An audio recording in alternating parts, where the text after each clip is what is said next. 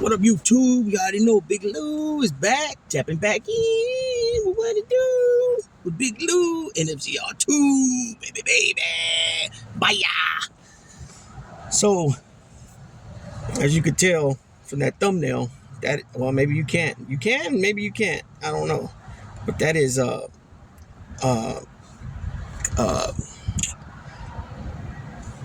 Iowa Hawkeyes uh, great Caitlin Clark. She was drafted. She didn't win the championship this year, the NCAA tournament, but she was drafted number one overall by the Indiana Fever. I think that this is huge. She's huge, right? She's the number one scorer all time in NCAA, no matter male or female. She broke Pistol Pete Maravich's record, which had been standing since the 70s. Pistol Pete came out I believe he came out in the 70s.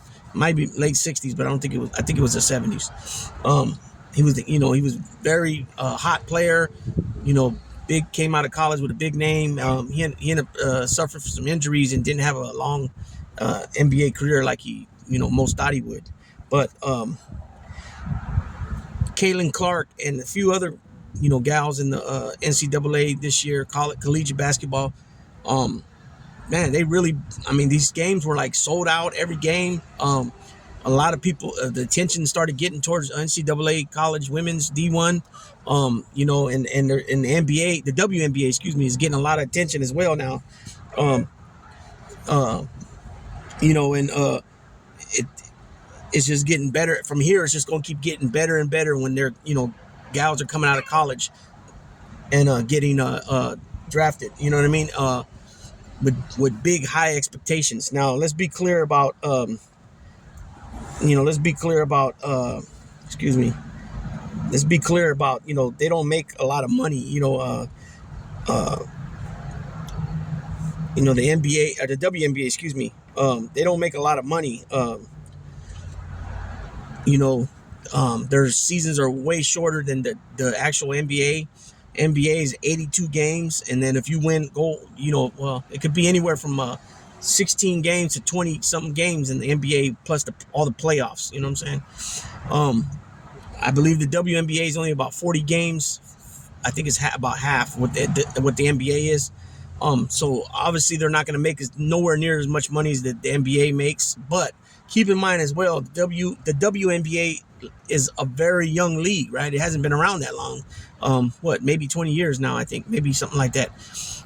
But they are starting to make big moves in the scene. And I don't mean, I'm speaking about on teaming up with big franchises, corporations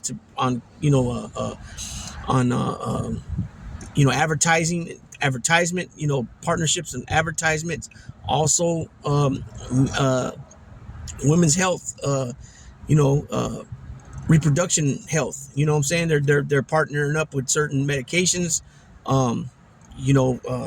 birth control stuff, things in that nature. You know what I'm saying? So just keep in mind that at this rate where they're going and how the NCAA women's collegiate basketball has changed in the last couple of years, with players like Caitlin Clark and Angel Reese and things like that, how it's just going to keep continuing to change, what I'm saying, for the betterment of the league and I believe also for humanity, what I'm saying.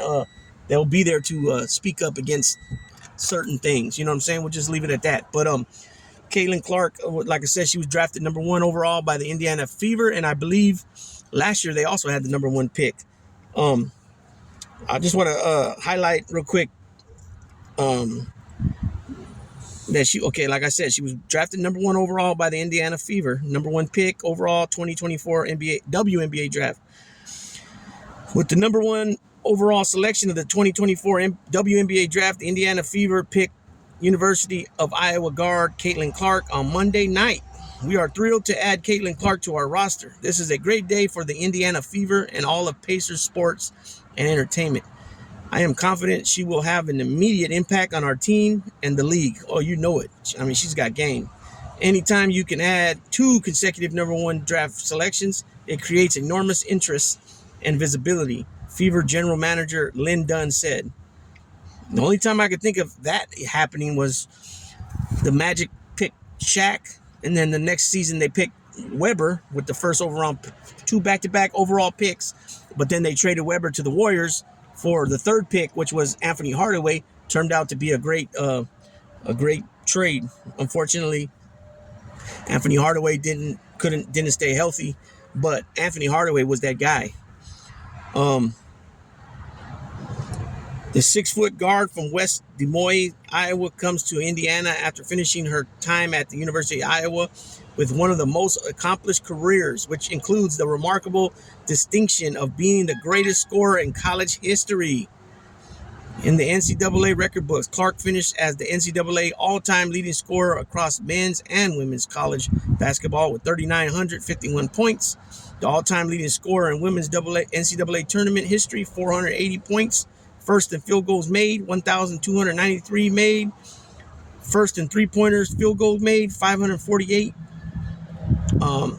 Third in assists, 1,144 assists. And fourth in free throws made, 817 made.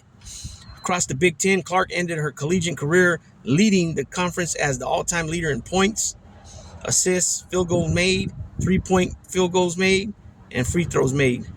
Clark was a 4-time All-American recipient, 4-time first-team All-Big Ten recipient, 3-time Don Staley Award winner, 3-time Nancy Lieberman Point Guard of the Year Award, 3-time Big Ten Player of the Year, 3-time Big Ten Tournament Most Outstanding Player, 2-time AP National Player of the Year, and 2-time Naismith Women's Player of the Year. Caitlin is one of the most naturally gifted basketball players I have ever seen enter the WNBA from college level. Her shooting and passing abilities captivated an entire audience of basketball fans, and her ability to make those around her better was even more evident during her collegiate career. We can't wait to bring her to Indiana and incorporate her into our locker room with a group ready to get back to the postseason, Fever head coach Christy Side said. This past season, Clark led the Hawkeyes to a second consecutive appearance in the national championship game and became the only player in NCAA Division I men's or women's basketball history to lead their conference in scoring and assists in 4 consecutive seasons. Got some John Stockton shit right there. She became the first Division I player to also notch back-to-back 1,000-point seasons, ending her senior campaign with 1,234 points. And I wanted to say, too, about that is that she finished with the GPA of 3.6. She majored in, I think, business. I think she majored in business, if I'm not correct. I think it was business. She's got a hell of a promising career ahead of her. She's going to be major, man. I mean, not only that, just imagine all the endorsements and all that. You know what I'm saying? Just imagine all that. Endorsements. I think the NBA, excuse me, I keep saying the NBA, excuse me. The WNBA, I think they start out about, I heard a couple different things. I heard between 70,000 and 90,000 rookie contract. But I mean, it's obvious that she's going to make way more than that. See, because she signed Nike to sign Caitlin Clark to deal as hotly contested sweepstakes come to an end. She's I don't know how. I mean, she's the one. You know what I'm saying? Is she going to be like LeBron James? Who knows? I mean, that's the way it's looking. You know what I'm saying? That's the way it's looking. We'll see what happens. When the season starts. I don't see why she wouldn't be averaging 20 points a game right off in a rookie season. Easy.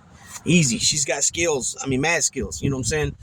And, in my opinion, I think that a woman, I think that you coming from women's college basketball into the WNBA, I think the percentage is high for you to continue playing at a high level,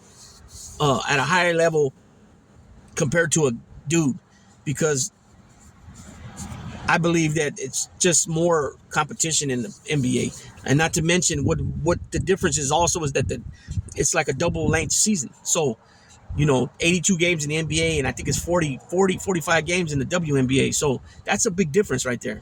So just imagine especially if people that are injury prone, the Chris Pauls, you know what I'm saying? The Steph Curry gets hurt a lot. Kevin Durant gets hurt a lot. A lot of these dudes that get hurt a lot, they still signing big, huge contracts, and they miss, some games, here and there with a couple of different injuries throughout the year. That's all I'm saying. You definitely got to see her get out there and play because remember, college seasons are only like 15 games, 20 games, something like that. So you got to get there and do that first. But I do believe she's going to kick ass. I believe Angel Reese is going to kick ass. I believe that from here on out, the NBA is just going to keep snowballing, and the WNBA is going to keep snowballing into a big, huge entity that people really dig, and the games, it's just going to keep getting better from here. You know what I'm saying? And with that being said, you already know, Big Lou tapping out. Baby, baby.